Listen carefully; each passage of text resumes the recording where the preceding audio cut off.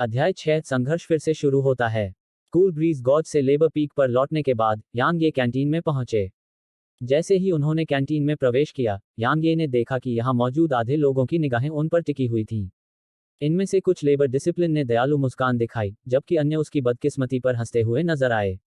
यांग ये ने उन श्रमिक शिष्यों की ओर सिर हिलाया जिससे उनकी दयालु मुस्कान प्रकट हुई, और वह कुछ भोजन लेने ही वाले थे कि तभी उनके पीछे से एक ठंडी चीख गूंजी।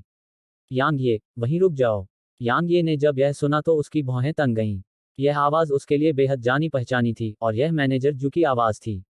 वह जानता था कि उसकी मुसीबतें आ चुकी हैं। यांग ये ने मैनेजर जू की तरफ देखा। मैनेजर जू की उम्र करीब 40 साल से ज्यादा थी, उसका शरीर मोटा था और चेहरा बहुत गोल मटोल था। अगर कोई मैनेजर जू से थोड़ा दूर होता तो शायद उसकी आंखें भी नहीं देख पाता। मैनेजर जू ने लेबर पीक के चौड़े कपड़े पहने थे, फिर भी वे उसके शरीर से चिपके हुए थे और उसके कंधे और पीठ दोनों गुलाबी थे। तलवार संप्रदाय में मैनेजर जू का एक और उपनाम था, और वह था स्किनर जू। क्योंकि एक बार कोई शिष्य उसे नाराज कर देता था, तो वह कम से कम उस शिष्य की खाल की एक परत तो उतार ही लेता था। इसके अलावा डूक शियू के 3 लोगों का समूह, जिनके मुंह के कोनों पर ठंडी मुस्कान थी, मैनेजर जू के साथ खड़ा था। जब उन्होंने मैनेजर जू के 4 लोगों के समूह को देखा, तो कैंटीन में मौजूद कुछ श्रमिक शिष्यों की आंखों में गहरा भय और आक्रोश प्रकट हुआ, क्योंकि उनसे पहले इन 4 लोगों ने लगातार उनका शोषण किया था। फिर भी उन्होंने केवल अपने दिल में गुस्सा महसूस करने की हिम्मत की और इसके बारे में एक शब्द भी बोलने की हिम्मत नहीं की। मुझे पता था, यांग ये ने डूक शियू को पीटा था, तो स्किनर जू उसे कैसे छोड़ सकता था। अब यांग ये मर चुका है। हाँ, बहुत समय पहले किसी ने स्किनर जू के खिलाफ आवाज उठाई थी और उसे उन चारों ने पीट पीट कर मार डाला था। काश यांग ये ने उस दिन थोड़ा संयम क्यों नहीं दिखाया। युवा लोग वाकई बहुत आवेगी होते हैं। इस तरह का आवेग अच्छा नहीं है। शशश, चुप रहो, वरना अगर स्किनर जू ने सुन लिया तो तुम्हें जरूर अच्छी पिटाई मिलेगी। मैनेजर जू के 4 लोगों का समूह यांग ये की ओर बढ़ा, और जब वह यांग ये के सामने पहुंचा, तो मैनेजर जू के हाथ में अचानक एक चाबुक आ गया। जैसे ही उसने यांग ये को देखा, जिसके चेहरे पर एक शांत भाव था, मैनेजर जू ने एक क्रूर मुस्कान दिखाई और कहा, यांग ये, एक व्यक्ति को वास्तविकता से समझौता करने में सक्षम होना चाहिए। तुम एक बार बाहरी न्यायालय के शिष्य थे, फिर भी तुम अब नहीं हो। चूंकि तुम मेरे क्षेत्र में आ गए हो, तो तुम्हें मेरे नियमों का पालन करना होगा। चूंकि तुमने मेरे भतीजे को मारा है, तो मुझे बताओ, हमें इस मामले को कैसे सुलझाना चाहिए। चाचा, उस पर अपनी सांसें क्यों बर्बाद कर रहे हो? उसे मार डालो। इस बीच डूक शियू ने यांग ये को बगल से देखा और निर्दयी लहजे में बोला। कहा जा सकता है कि उस दिन उसकी सारी प्रतिष्ठा चली गई थी, और वह उस अपमान को बर्दाश्त नहीं कर पाया। यांग ये ने डूक शियू पर ठंडी नजर डाली, और फिर उसने मैनेजर जू को देखा और फिर कहा, मुझे बताओ, इसे कैसे हल किया जाना चाहिए। मैनेजर जू ने यह सुनकर अचानक हंसना शुरू कर दिया, और फिर उसने अपने कपड़ों के पीछे से एक लिफाफा निकाला, और लिफाफे का मुंह पहले से ही फटा हुआ था। जाहिर है, इसे पहले ही पढ़ा जा चुका था। मैनेजर जू ने उसमें से पत्र निकाला और फिर मुस्कुराते हुए कहा, यांग ये, मैंने सुना है कि तुम्हारी एक छोटी बहन है जो सिर्फ 10 साल से थोड़ी बड़ी है। लगता है कि उसकी अभी शादी नहीं हुई है। तो तुम मेरे बारे में क्या सोचते हो? मुझे ऐसी जवान लड़कियां पसंद हैं। अपनी छोटी बहन से कहो कि वह मेरी रखेल बन जाए, और फिर घुटनों के बल बैठकर डू शियाओ के सामने अपनी गलतियां स्वीकार करो। अचानक मैनेजर जू की आवाज अचानक बंद हो गई, क्योंकि एक विशाल मुट्ठी पहले से ही उसकी ओर टूट पड़ी थी। जब उसने मैनेजर जू को अपनी छोटी बहन का अनादर करते और अपमानित करते सुना, तो यांग ये की अभिव्यक्ति अचानक क्रूर हो गई, और फिर उसने सीधे अपनी मुट्ठी तोड़ दी। उसकी छोटी बहन और माँ उसके विपरीत तराजू थे, और वह उनके खिलाफ कोई भी अपमान बर्दाश्त नहीं करेगा। टकराना। मैनेजर जू ने कभी नहीं सोचा था कि यांग ये अचानक उसके खिलाफ कोई कदम उठाएगा, और वह तुरंत चौंक गया।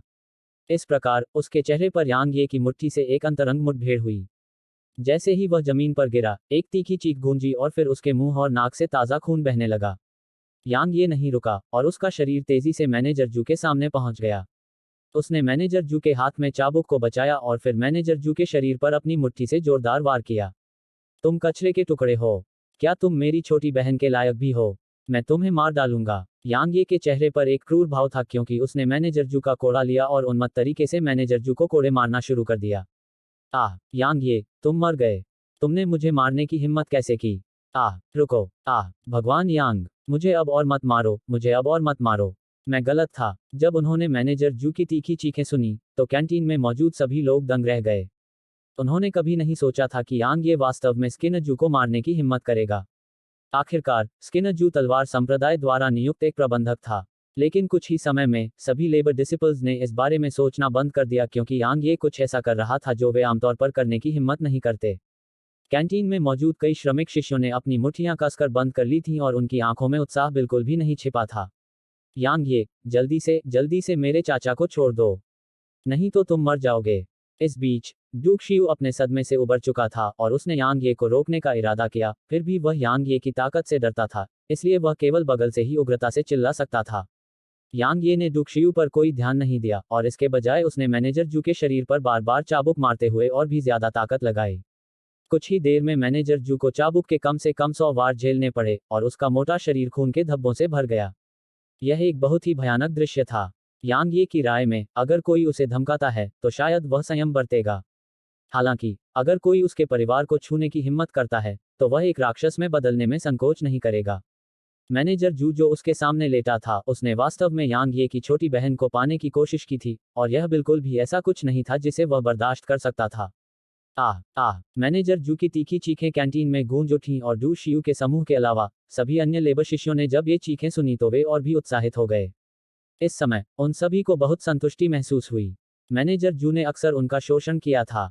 न केवल उसने उनके वेतन रोक दिए, बल्कि वह अक्सर उन सभी लेबर डिसिप्लिन को कोड़े भी मारता था जो उसकी थोड़ी सी भी अवज्ञा करते थे। लेबर पीक पर मौजूद कुछ हजार लेबर डिसिप्लिन में से कम 90% को स्किनजू ने बेरहमी से पीटा था।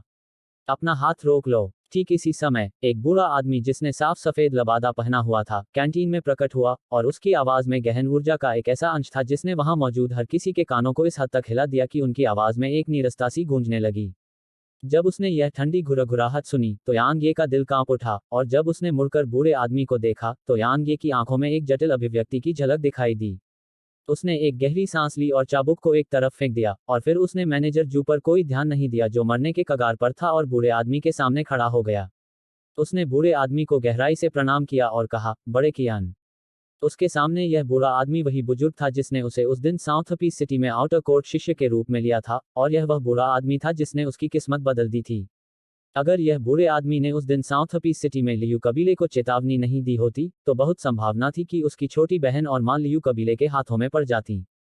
हालांकि इस बूढ़े व्यक्ति ने उसे भी श्रम शिष्य बना दिया था, फिर भी उसके मन में बूढ़े व्यक्ति के प्रति जरा भी नाराजगी नहीं थी। इसके विपरीत उसके दिल में हमेशा इस बूढ़े व्यक्ति के प्रति कृतज्ञता की भावनाएं मौजूद थीं। उसके पहले का यह बूढ़ा व्यक्ति भी उन कारणों में से एक था जिसके कारण वह इतनी मेहनत करता था। क्योंकि जब वह 1 साल के बाद किसी भी गहन ऊर्जा को अवशोषित करने में असमर्थ था तो उसके पहले के इस बूढ़े व्यक्ति का बाहरी दरबार के अन्य बुजुर्गों द्वारा भी उपहास किया गया था। वह तलवार संप्रदाय के सभी लोगों को यह साबित करना चाहता था कि वह यांग ये कोई बेकार चीज नहीं है। जब उसने यांग ये को देखा तो एल्डर कियान की आंखों में एक जटिल भाव की झलक उभरी। वह यांग ये की प्राकृतिक प्रतिभा से बेहद स्पष्ट रूप से वाकिफ था। हालांकि किसी अज्ञात कारण से यांग ये वास्तव में 1 साल के बाद किसी भी गहन ऊर्जा को अवशोषित करने में असमर्थ था और वह 1 साल के बाद भी प्रोफाउंडर नहीं बन पाया था। इसलिए एल्डर कियान के पास यांग ये को लेबर डिसिप्लिन में बदलने के अलावा कोई विकल्प नहीं था। अब जब वह यांग ये से फिर से मिला तो उसके दिल में भी थोड़ी जटिल भावनाएं थीं। इस बीच डू कियू ने एल्डर कियान के सामने घुटने टेक दिए और फिर यांग ये की ओर इशारा करते हुए कहा, एल्डर कियान, आपको हमारे लिए न्याय कायम रखना होगा। सबसे पहले यांग ये ने मुझे बुरी तरह घायल कर दिया, फिर मुझसे उसका काम करने के लिए कहा। मेरे चाचा उसके साथ उचित तरीके से बात करने आए, फिर भी कौन उम्मीद कर सकता था कि मेरे चाचा भी बुरी तरह घायल हो जाएंगे। एल्डर कियान, आपको मेरे चाचा और मेरे लिए न्याय कायम रखना होगा। यांग ये ने जब डूक शियू को सच्चाई से पलटते हुए सुना तो वह भौंचक्का रह गया, लेकिन उसने कुछ नहीं कहा। दूसरी ओर बगल में खड़े उन लेबर डिसिपल्स के चेहरे क्रोध से भरे हुए थे और उन्हें लगा कि डू कियू सच को उलटकर बेहद बेशर्म था। एल्डर कियान ने मैनेजर जू की तरफ देखा जो जमीन पर लेटा हुआ था और ऐसा लग रहा था कि उसकी आखिरी सांसें चल रही हैं। अचानक एल्डर कियान की आंखों में आश्चर्य की एक झलक दिखाई दी और फिर उसने यांग ये की तरफ देखा। दिव्य संवेदना की एक किरण यांग ये की ओर बढ़ी और फिर थोड़ी देर बाद एल्डर कियान की आंखें चमक उठीं और उसने कहा, तुम पहले से ही नश्वर क्षेत्र के चौथे रैंक पर हो। यांग ये ने यह सुनकर सिर हिलाया और फिर उसके शरीर के भीतर की गहन ऊर्जा उमड़ पड़ी। अपनी हथेली को घुमाते ही उसकी हथेली पर एक हल्का सुनहरा रंग चमक उठा। बड़े कियान, मैं पहले से ही गहन ऊर्जा को अवशोषित करने में सक्षम हूं। जब उसने ये शब्द कहे तो यांग ये का दिल अचानक शांत हो गया। अतीत में अपने सामने खड़े इस बूढ़े व्यक्ति को निराश न करने के लिए उसने बहुत मेहनत की थी। हालांकि उसने अंत में बूढ़े व्यक्ति को निराश ही किया था। अब वह गहन ऊर्जा को अवशोषित करने में सक्षम था, और वह व्यक्ति जिसे वह सबसे अधिक यह बताना चाहता था, वह यह बुरा व्यक्ति था। जब उसने यांग ये की हथेली से हल्का सुनहरा रंग निकलते देखा, तो एल्डकियान की आंखें चौड़ी हो गईं, जैसे उसने कुछ असाधारण देखा हो, और फिर उसकी आकृति यांग ये के सामने आ गई। उसने यांग ये को घूरते हुए कहा, तुम्हारी गहन ऊर्जा का रंग सुनहरा है। जैसे ही उसने बोलना समाप्त किया, एल्डकियान के हाथ एक दूसरे को कसकर जकड़ने लगे।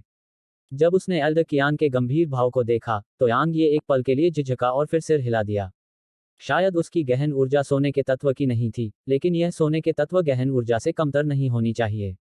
हाहा। एल्डकियान अचानक जोर से हंसने लगे जब उन्होंने यांग ये को सिर हिलाते हुए देखा, और वह एक पल के लिए हंसे, फिर उन्हें लगा कि यह अनुचित था। उन्होंने अपने दिल में उत्साह को दबा दिया और यांग ये के कंधे पर अपने दाहिने हाथ से थपथपाया। फिर उन्होंने कहा, अच्छा, बहुत अच्छा, बहुत अच्छा। 5 तत्वों की गहन ऊर्जा वाला केवल एक ही प्रतिभाशाली व्यक्ति कुछ मिलियन लोगों में से दिखाई देगा। फिर भी यांग ये के पास न केवल 5 तत्वों की गहन ऊर्जा थी, बल्कि वह 5 तत्वों की गहन ऊर्जा में सबसे शक्तिशाली भी था, स्वर्ण तत्व गहन ऊर्जा। तो वह उत्साहित कैसे नहीं हो सकता था। जब उसने एल्डकियान की बात सुनी, तो पास में खड़े डूक शियू को अचानक एक बुरा पूर्वाभास हुआ।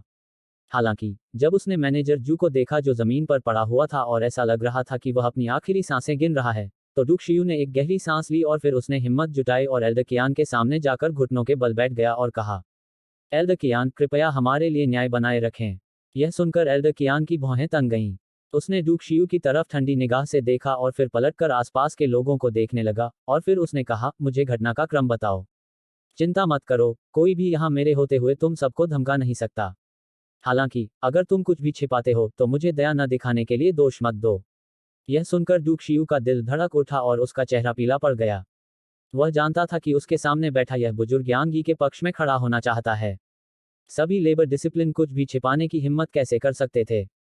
उन्होंने तुरंत सब कुछ बता दिया जो इससे पहले हुआ था। इसके अलावा कुछ लेबर डिसिप्लिन को अभी अभी एल्डकियान का यांग यी के प्रति रवैया याद आया, और उन्हें पता था कि यह मैनेजर जू को गिराने का मौका हो सकता है। इसलिए उन्होंने तुरंत मैनेजर जू द्वारा अतीत में किए गए सभी कामों के बारे में बताया, और यह इस हद तक भी था कि कुछ ने थोड़ा बड़ा चढ़ाकर बताया। जब उन्होंने इन सभी लेबर डिसिपल्स को सुना, तो डूक शियू के 3 लोगों के समूह का चेहरा भयानक रूप से पीला पड़ गया और उनके शरीर कांपने लगे। उन्हें पता था कि इस बार उनका अंत हो चुका है।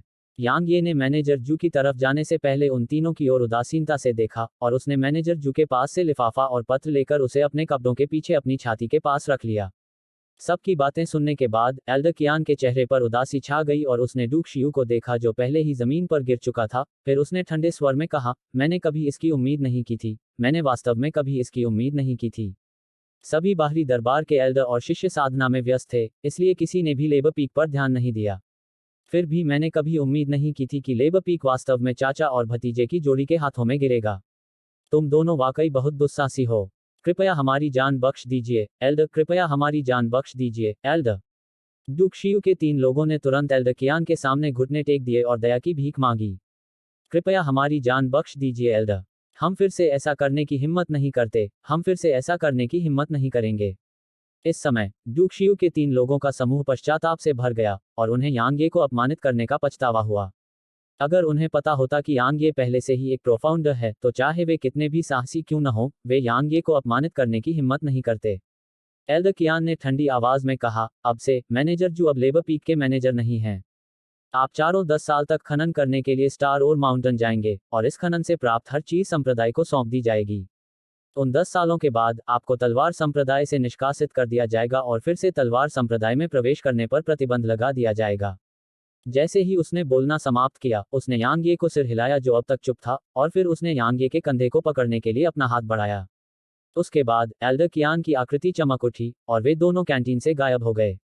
जब उन्होंने एल्डकियान की बात सुनी, तो आसपास के सभी श्रमिक शिष्य तुरंत जयकार करने लगे, जबकि डूक शियू के 3 लोगों का समूह बेहोश हो गया, क्योंकि उन चारों को तलवार संप्रदाय के लिए 10 साल तक गुलामों की तरह काम करना होगा। एक चीनी संस्कृति में रिवर्स स्केल का तात्पर्य ड्रैगन के गले के पास उल्टी दिशा में बढ़ने वाले एकल स्केल से है, और ऐसा कहा जाता है कि इससे ड्रैगन क्रोधित हो जाता है और जो भी उस स्केल को छूता है, उसे तुरंत मार देता है। अध्याय 7 बाहरी कोर्ट रैंकिंग। प्रशिक्षण मैदान। यांग ये और एल्डकियान साथ साथ चल रहे थे।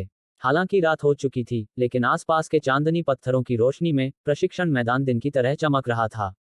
अचानक एल्डर कियान रुक गए और यांग ये को देखने से पहले उन्होंने कहा, यांग ये, क्या तुम्हें कभी मेरे प्रति नाराजगी महसूस हुई जब मैंने तुम्हें उस दिन एक श्रमिक शिष्य बना दिया था? यांग ये ने अपना सिर हिलाया और कहा, एल्डर कियान, अगर आप नहीं होते तो मेरी छोटी बहन और माँ शायद पहले ही लियू कबीले के हाथों में पड़ चुकी होती। मेरे दिल में नाराजगी है, लेकिन यह सिर्फ मेरे अपने लिए है। उस समय मैं एल्डर कियान की उम्मीदों पर खरा नहीं उतरा और एल्डर कियान को दूसरों द्वारा उसी तरह उपहास का पात्र बनाया जैसा मैंने बनाया था। यह मैं ही था जिसने एल्डर कियान को निराश किया। यांग ये कभी नहीं भूल पाएगा कि बाहरी दरबार के बुजुर्गों ने उसका और एल्डर कियान का कितना मजाक उड़ाया था। जब वह 1 साल बाद भी प्रोफाउंडर नहीं बन पाया तो बाहरी दरबार के बुजुर्गों और बाहरी दरबार के शिष्यों ने उसे एक शानदार उपनाम दिया था। इसके अलावा उन्होंने एल्डर कियान का मजाक उड़ाते हुए उसे बूढ़ा, ठीक से न देख पाने वाला कहकर पुकारा और कहा कि वह तलवार संप्रदाय के लिए कचरे का एक टुकड़ा लेकर आया है। यह कहा जा सकता है कि वह बाहरी दरबार के शिष्यों के बीच हंसी का पात्र था और उसके कारण एल्डर कियान बाहरी दरबार के बुजुर्गों के बीच हंसी का पात्र बन गया। यांग ये की बात सुनकर एल्डर कियान ने यांग ये के कंधे पर थपथपाया और कहा, ठीक है, यह सब बीत चुका है और तुम्हें इसके बारे में कोई उपद्रव करने की जरूरत नहीं है। मैंने कभी नहीं सोचा था कि तुम में वास्तव में 5 तत्वों की गहन ऊर्जा होगी और यह सोने के तत्व की गहन ऊर्जा भी होगी। आओ अब आउटर कोर्ट पीक की ओर चलें। मैं तुम्हें आउटर कोर्ट शिष्य के रूप में फिर से स्थापित करना चाहता हूँ। अब मुझे देखना है कि कौन तुम्हें कूड़ा कहने की हिम्मत करता है। एल्डर कियान, मैं आउटर कोर्ट परीक्षा में भाग लेना चाहता हूं जो अब से 1 महीने बाद आयोजित की जा रही है। मैं अपनी ताकत का इस्तेमाल करके उन्हें बताऊंगा कि मैं कोई बेकार का टुकड़ा नहीं हूं और एल्डर कियान की समझ तलवार संप्रदाय में सबसे अच्छी है। यांग ये ने एल्डर कियान को देखा और वह बहुत गंभीर तरीके से बोल रहा था। अगर उसके पास वाकई 5 तत्वों की गहन ऊर्जा है तो वह वाकई एल्डर कियान का अनुसरण करते हुए आउटर कोर्ट पीक तक पहुंच सकता है। लेकिन समस्या यह थी कि क्या उसके पास सोने के तत्व की गहन ऊर्जा थी। वह नहीं चाहता था कि दूसरे लोग उस रहस्य के बारे में जाने जो छोटे भंवर का था। एल्डर कियान यह सुनकर दंग रह गए और फिर हंसने लगे और फिर बोले, अच्छा अच्छा, आपके पास महत्वाकांक्षा है। तलवार संप्रदाय के पास बाहरी न्यायालय के शिष्यों की भर्ती के लिए 2 तरीके थे। पहली विधि यह थी कि बाहरी न्यायालय के बुजुर्ग अपनी इच्छानुसार किसी भी 3 शिष्यों की भर्ती कर सकते थे क्योंकि सभी बाहरी न्यायालय के बुजुर्गों के पास 3 बाहरी न्यायालय शिष्यों का कोटा था। दूसरी विधि बाहरी न्यायालय परीक्षा थी। यह सामान्य विधि थी जिसका उपयोग तलवार संप्रदाय शिष्यों की भर्ती के लिए करता था और कोई भी व्यक्ति जिसने 17 वर्ष की आयु से पहले नश्वर क्षेत्र की 6ठी रैंक प्राप्त की थी, उसे इस परीक्षा में भाग लेने की योग्यता थी। आउटर कोर्ट परीक्षा से चुने गए आउटर कोर्ट शिष्यों की ताकत और स्थिति आउटर कोर्ट एल्डर्स द्वारा भर्ती किए गए आउटर कोर्ट शिष्यों से बेहतर थी क्योंकि परीक्षा बेहद कड़ी थी। न केवल एक व्यक्ति के पास एक दुर्जेय ताकत होनी चाहिए, बल्कि एक दुर्जेय समझ क्षमता और प्राकृतिक प्रतिभा भी होनी चाहिए। यह कहा जा सकता है कि पहला व्यक्ति पिछले दरवाजे से आ रहा था जबकि दूसरा व्यक्ति अपनी ताकत पर भरोसा करके बाहरी दरबार का शिष्य बन रहा था। इसलिए तलवार संप्रदाय में पहले वाले की स्थिति दूसरे वाले से कहीं कमतर थी। एल्डर कियान ने एक पल सोचा और फिर अपनी जेब से एक छोटी थैली निकाली। उन्होंने इसे यांग ये को देते हुए कहा, यह बहुत अच्छी बात है कि आपके पास महत्वाकांक्षा है। यहाँ 10 ऊर्जा पत्थर और मेरिडियन शील्ड गोलियां हैं। ऊर्जा पत्थर आपको गहन ऊर्जा को जल्दी से अवशोषित करने की अनुमति देंगे, जबकि मेरिडियन शील्ड गोलियां आपके मेरिडियन को चोट से बचा सकती हैं। जैसे ही उसने छोटी थैली को देखा, यांग ये ने उसे लेने से पहले झिझकते हुए गंभीरता से कहा, एल्डर कियान, चिंता मत करो। मैं इस बार निश्चित रूप से आपको निराश नहीं करूंगा। उसने एल्डर कियान के अच्छे इरादों को अस्वीकार नहीं किया क्योंकि उसे वास्तव में अब साधना संसाधनों की आवश्यकता थी। अन्यथा उसकी वर्तमान साधना गति के साथ उसके लिए 17 वर्ष की आयु से पहले नश्वर क्षेत्र की 6ठी रैंक प्राप्त करना निश्चित रूप से असंभव होगा। एल्डर कियान ने सिर हिलाते हुए मुस्कुराया और फिर उसने कहा, मेरा मानना कि 5 तत्वों की गहन ऊर्जा रखने वाले व्यक्ति की साधना की गति बहुत तेज होती है। मुझे नहीं पता कि आपके शरीर में पहले क्या समस्या थी, लेकिन ऐसा लगता है कि अब कोई समस्या नहीं है। ठीक से साधना करो और आउटर कोर्ट परीक्षा में शीर्ष 10 स्थान प्राप्त करने का प्रयास करो और उन बूढ़े लोगों को दिखाओ कि असली कचरा कौन है। जैसे ही उसने बोलना समाप्त किया, एल्डर कियान की आवाज में गुस्से का भाव था। हालांकि वह एक अच्छा स्वभाव वाला था, जब उसने उस समय उन आउटर कोर्ट के बुजुर्गों के चेहरे के बारे में सोचा तो वह अभी भी थोड़ा गुस्से में था। पहले 10 स्थान, यांग ये ने धीमी आवाज में कहा। क्या तुम्हें अपनी क्षमता पर भरोसा नहीं है कि तुम यह हासिल कर पाओगे? एल्डर कियान ने मुस्कुराते हुए कहा। यांग ये ने अपना सिर हिलाया। वह आश्वस्त कैसे नहीं हो सकता था। उसका लक्ष्य आउटर कोर्ट शिष्य बनना नहीं था, बल्कि उसका असली लक्ष्य इनर कोर्ट शिष्य बनना था। अतीत में वह इनर कोर्ट शिष्य बनने की असाधारण उम्मीदें रखने की हिम्मत नहीं करता था, लेकिन अब जब उसके पास अपने डेंटियन में वह रहस्यमयी छोटा भंवर था और अपनी कड़ी मेहनत के साथ उसे विश्वास था कि वह निश्चित रूप से इनर कोर्ट शिष्य बनने में सक्षम होगा। बेशक इनर कोर्ट परीक्षा में भाग लेने की योग्यता होने से पहले मुझे पहले आउटर कोर्ट शिष्य बनना था। यांग ये ने एक पल के लिए गहराई से सोचा और फिर उसने कहा, एल्डर कियान, मुझे आपसे कुछ पूछना है। यह क्या है? एल्डर कियान ने जिज्ञासा से पूछा। यांग ये ने एल्डर कियान को साउथ पीस सिटी के लियू कबीले द्वारा उसकी छोटी बहन को निशाना बनाए जाने के बारे में बताया। मूल रूप से वह लियू कबीले से निपटने के लिए अपनी क्षमता पर भरोसा करने का इरादा रखता था, लेकिन अब उसकी ताकत अभी भी अपर्याप्त थी और उसे अभी भी समय की आवश्यकता थी। इसलिए वह केवल एल्डर कियान को ही इसकी देखभाल करने का जिम्मा सौंप सकता था। यांग ये की बात सुनकर एल्डर कियान एक पल के लिए चुप हो गए और फिर उन्होंने कहा, अगर मैं गलत नहीं हूं तो लियू किंग्यू जो हाल ही में आउटर कोर्ट में शामिल हुए हैं, लियू कबीले के शिष्य हैं, और यही कारण है कि लियू कबीले ने उस दिन से मेरी चेतावनी की अवहेलना करने का साहस किया और आपके परिवार को फिर से निशाना बनाना शुरू कर दिया। लियू किंग्यू। जब उसने यांग ये को यह नाम दोहराते हुए सुना तो एल्डर कियान की अभिव्यक्ति थोड़ी गंभीर हो गई और उसने कहा, वह लियू कबीले का एक शिष्य है जो हाल ही में आउटर कोर्ट परीक्षा में तीसरा स्थान प्राप्त करने के बाद आउटर कोर्ट शिष्य बन गया है। 1 महीने की साधना के बाद वह आउटर कोर्ट रैंकिंग में 29वें स्थान पर था। माना जाता है कि कुछ इनर कोर्ट एल्डर्स ने पहले ही उस पर ध्यान देना शुरू कर दिया है। आउटर कोर्ट रैंकिंग में 29वें स्थान पर यांग ये की अभिव्यक्ति भी गंभीर हो गई। आउटर कोर्ट रैंकिंग तलवार संप्रदाय में आउटर कोर्ट शिष्यों द्वारा धारण की गई शक्तियों की रैंकिंग थी। आउटर कोर्ट शिष्यों की संख्या कुछ हजार थी और उनमें अनगिनत विशेषज्ञ थे। माना जाता है कि आउटर कोर्ट रैंकिंग के शीर्ष 10 पदों पर विशेषज्ञों की ताकत पहले से ही आउटर कोर्ट एल्डर्स के बराबर थी। इसलिए चूंकि लियू किंग्यू 1 महीने की छोटी अवधि में 29वें स्थान पर रैंक करने में सक्षम था, इसलिए यह उसकी प्राकृतिक प्रतिभा और ताकत को प्रदर्शित करने के लिए पर्याप्त था। चिंता मत करो, मैं साउथ पीस सिटी की यात्रा करूंगा। एल्डर कियान ने कहा, वह लियू किंग्यू अभी भी इनर कोर्ट शिष्य नहीं है और लियू कबीला अभी भी मुझे कुछ सम्मान देगा। हालांकि अगर वह लियू किंग्यू इनर कोर्ट परीक्षा में पास हो जाता है जो अब से 3 महीने बाद इनर कोर्ट शिष्य बनने के लिए आयोजित की जाती है, तो उस समय लियू कबीला मुझसे बिल्कुल भी नहीं डरेगा। यांग ये ने जब एल्डर कियान को यह सुना तो उसे प्रणाम किया और कहा, धन्यवाद एल्डर कियान। यांग ये जानता था कि एक बार लियू किंग्यू इनर कोर्ट शिष्य बन गया तो आउटर कोर्ट एल्डर का दर्जा उसे नियंत्रित करने के लिए पूरी तरह से अपर्याप्त होगा। उस समय इनर कोर्ट शिष्य के साधना संसाधनों के साथ लियू किंग्यू की ताकत निश्चित रूप से और भी तेजी से बढ़ेगी, जबकि लियू कबीला निश्चित रूप से साउथ पीस सिटी के भीतर और भी अधिक बेलगाम तरीके से काम करेगा। अगर वह लियू कबीले को डराना चाहता था तो उसे लियू किंग्यू से ज्यादा ताकत और पहचान हासिल करनी थी। दूसरे शब्दों में, उसके पास अब सिर्फ 3 महीने का समय था। अगर वह 3 महीने के भीतर लियू किंग्यू से आगे निकलने में असमर्थ रहा तो उसकी मां और छोटी बहन की स्थिति खतरनाक होगी। बच्चे, चूंकि लियू किंग्यू आउटर कोर्ट रैंकिंग में 29वें स्थान पर चढ़ने में सक्षम था, इसका मतलब है कि वह प्रथम स्वर्ग क्षेत्र का विशेषज्ञ बन गया है। तुम्हें कड़ी मेहनत करनी चाहिए, अन्यथा अपने परिवार की रक्षा करना तो दूर, यहां तक कि अपनी जान की रक्षा करना भी एक समस्या होगी। एल्डर कियान ने धीमी आवाज में कहा। प्रथम स्वर्ग क्षेत्र विशेषज्ञ। यांग ये की पुतलियां सिकुड़ गईं जबकि उसने अपनी मुठियां कस लीं। यह सर्वविदित था कि प्रथम स्वर्ग क्षेत्र के नीचे का क्षेत्र नश्वर क्षेत्र था। नश्वर क्षेत्र को पहले से लेकर 9वीं रैंक तक विभाजित किया गया था और प्रथम स्वर्ग क्षेत्र नश्वर क्षेत्र की 9वीं रैंक के बाद था।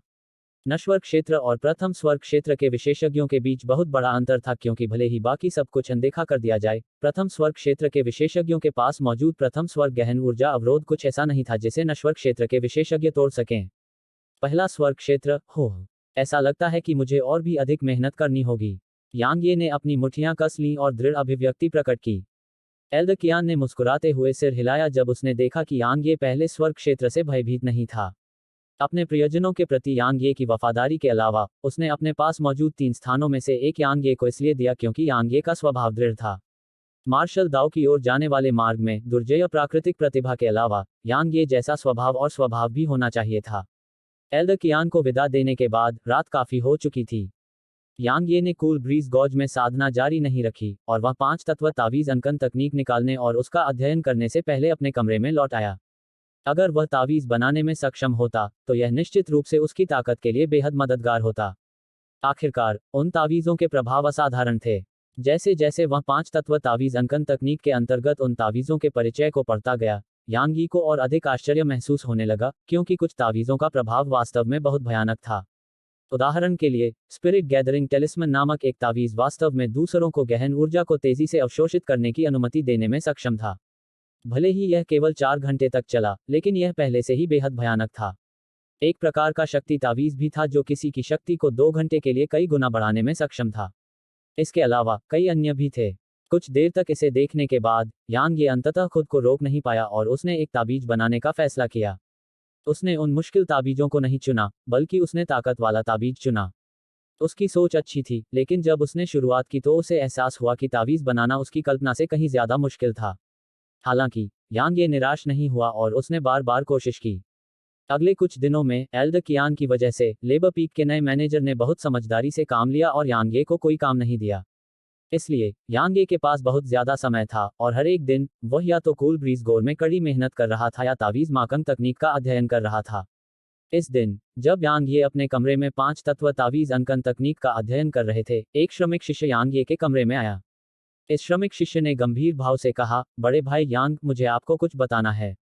क्या है? यांग ये हैरान था क्योंकि वह इस व्यक्ति को बिल्कुल नहीं जानता था। भले ही डूक्शियू और अन्य लोग उसके कारण ही बाहर हो गए थे और ये लेबर डिसिप्लिन आमतौर पर उसके प्रति बहुत विनम्र थे, लेकिन उसका इन लेबर डिसिप्लिन के साथ कोई रिश्ता नहीं था। यांग ये की बात सुनकर उस लेबर डिसाइपल ने एक पल के लिए हिचकिचाहट के बाद कहा, बड़े भाई यांग, डूक्शियू का चचेरा भाई लौटने वाला है। यांग ये की वजह से लेबर पीक के सभी लोगों को अब डूशियाओ के अत्याचारों का सामना नहीं करना पड़ा। इसलिए इन सभी लेबर शिष्यों की यांग ये के बारे में अच्छी धारणा थी और वे नहीं चाहते थे कि यांग ये को कोई दुर्घटना झेलनी पड़े। डू शियाओ का चचेरा भाई। यांग ये ने भौहें सिकोड़ी। वह जानता था कि डू शियाओ का चचेरा भाई एक आउटर कोर्ट शिष्य था। क्या ऐसा हो सकता है कि वह मेरे साथ मुसीबत मोल लेने के लिए आया हो? श्रम शिष्य ने सिर हिलाया और कहा, बड़े भाई यांग, दूसरों ने मुझे आपको सूचित करने के लिए कहा कि डूक्शियू का चचेरा भाई कथित तौर पर पहले से ही नश्वर क्षेत्र के 8वें रैंक का विशेषज्ञ है। लौटने के बाद अगर उसे पता चलता है कि डूक्शियू और अन्य लोगों को आपकी वजह से स्टार अयस्क पर्वत पर भेजा गया था, तो वह निश्चित रूप से आपके साथ परेशानी की तलाश में आएगा। आपको मानसिक रूप से खुद को तैयार करना होगा। मर्त्य क्षेत्र का 8वां पद। यांग ये की आंखें थोड़ी सिकुड़ गईं और वह कुछ पल के लिए गहराई से सोचने लगा। उसके बाद उसने 50 सोने के सिक्के निकाले और उसे अपने सामने श्रम शिष्य को देते हुए कहा, आप सभी के अच्छे इरादों के लिए धन्यवाद। मैं सावधान रहूंगा। यह 50 सोने के सिक्के हैं। इसे लेने से मना मत करना। अगर अगली बार कोई और महत्वपूर्ण जानकारी होगी तो आप मुझे इसके बारे में बता सकते हैं। लेबर पीक पर कुछ हजार शिष्य थे और वे पहाड़ के चारों ओर बिखरे हुए थे। इसलिए वे हर दिन बहुत सी बातें सुन पाते थे। यह कहा जा सकता है कि इन लेबर शिष्यों के पास बहुत सारी जानकारी थी और अगर वे उसकी आंखें और कान बन गए तो यह निश्चित रूप से उसके लिए बहुत बड़ी मदद होगी। 50 स्वर्ण सिक्के प्राप्त करने के बाद श्रम शिष्य ने उत्साह से कहा, चिंता मत करो बड़े भाई यांग, अगर भविष्य में आपसे संबंधित कोई खबर या कोई महत्वपूर्ण जानकारी होगी तो हम आपको निश्चित रूप से पहले संभव क्षण में सूचित करेंगे। जैसे ही उसने बोलना समाप्त किया, वह कमरे से बाहर चला गया। लेबर डिसिपल को कमरे से बाहर जाते देख यांग ये की आंखें सिकुड़ गईं और उसने धीमी आवाज में कहा, मर्त्य क्षेत्र की 8वीं रैंक। मैं अब केवल मर्त्य क्षेत्र की 4थी रैंक पर हूं। लगता है मुझे कड़ी मेहनत जारी रखनी होगी। अध्याय 8, जीवन और मृत्यु का क्षेत्र। आधे महीने बाद। Pop pop pop. Cool breeze goes. हरे कपड़े पहने एक युवक एक विशाल चट्टान पर खड़ा था और उसने एक पेड़ की शाखा पकड़ी हुई थी जो लगभग 1 मीटर लंबी और तर्जनी के बराबर मोटी थी, जबकि वह लगातार उसे आगे की ओर घुमा रहा था, उसे तिरछे घुमा रहा था, लंबवत रूप से काट रहा था और क्षैतिज रूप से काट रहा था। हर बार जब युवक शाखा को घुमाता था तो हवा के फटने से हल्की आवाज गूंजती थी। इसके अलावा जैसे जैसे युवक इन क्रियाओं की गति बढ़ाता गया, हवा के फटने की हल्की आवाजें विशाल चट्टान पर पटाखों की तरह गूंजने लगीं। एक निश्चित समय पर युवक की नजरें एकाग्र हो गईं और उसने अपने हाथ में पकड़ी हुई शाखा को दूर स्थित एक बड़े पेड़ की ओर फेंक दिया। शाखा बहुत तेज थी और जहां भी वह गुजरी, हवा के फटने की कई हल्की आवाजें अंतहीन रूप से गूंज उठीं। बड़े पेड़ के सामने पहुंचने के लिए ब्रांड ने 2 सांसों के समय में लगभग 10 मीटर से अधिक की दूरी तय की थी। टकराना। शाखा पेड़ के तने के निचले हिस्से में घुस गई, जिसके लिए 3 लोगों को एक दूसरे का हाथ थामकर उसे गले लगाना पड़ा। इसके बाद यह दूसरे पेड़ में घुस गई और जब यह लगातार 5 पेड़ों में घुस गई तो शाखा आखिरकार छठे पेड़ में जाकर रुकी। जैसे ही उसने उन पेड़ों पर छोटे छोटे छेदों को देखा, युवक ने धीमी आवाज में कहा, एल्दकियान ने मुझे जो ऊर्जा पत्थर और मेरिडियन शील्ड गोलियां दी और मेरी हल्की सुनहरी गहन ऊर्जा के निरंतर तड़का के साथ, मेरे शरीर की ताकत पहले की तुलना में अनगिनत गुना अधिक मजबूत है। यह केवल एक अफसोस की बात है कि मैंने सभी 10 ऊर्जा पत्थरों और मेरिडियन शील्ड गोलियों का पूरी तरह से सेवन कर लिया है। वह युवक स्वाभाविक रूप से यांग ये था। इस आधे महीने के समय में दिन के 24 घंटों में से उसने व्यवहारिक रूप से 20 घंटे साधना पर बिताए थे। इस तरह की कड़ी मेहनत के तहत उसने न केवल अपनी साधना को नश्वर क्षेत्र के छठे रैंक तक सुधारा था, बल्कि तलवार संप्रदाय से उसकी बुनियादी तलवार तकनीक भी पूर्णता तक विकसित हो गई थी।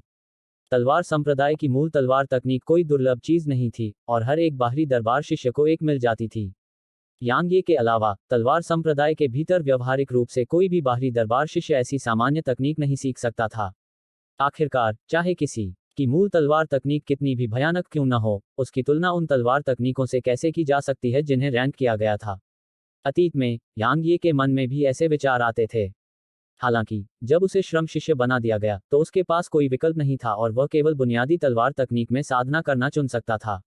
2 साल तक इसमें साधना करने और अपनी साधना और शारीरिक शक्ति को निरंतर मजबूत करने के बाद वह बुनियादी तलवार तकनीक में और अधिक कुशल हो गया था और यांगे को लगा कि यह तलवार तकनीक उतनी बेकार नहीं लगती जितनी सभी को लगती थी। यह तलवार तकनीक एक ऐसी तकनीक थी जिसमें छुरा घोंपना, काटना, झाड़ू लगाना, काटना और ऊपर की ओर वार करना जैसी सरल चालें शामिल थीं। हालांकि इन 2 वर्षों के दौरान उनके निरंतर अभ्यास के कारण ये सरल चालें पहले से ही इतनी सरल नहीं रह गई थीं।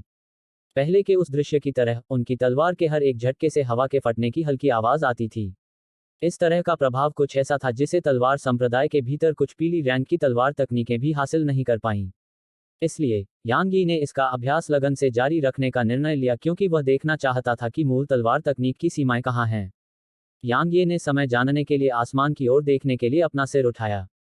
जब उसने देखा कि दोपहर हो चुकी है तो यांगे ने अपने हाथों को आपस में थपथपाया और धीमी आवाज में कहा, मुझे आज एक शक्ति तावीज को सफलतापूर्वक बनाना होगा।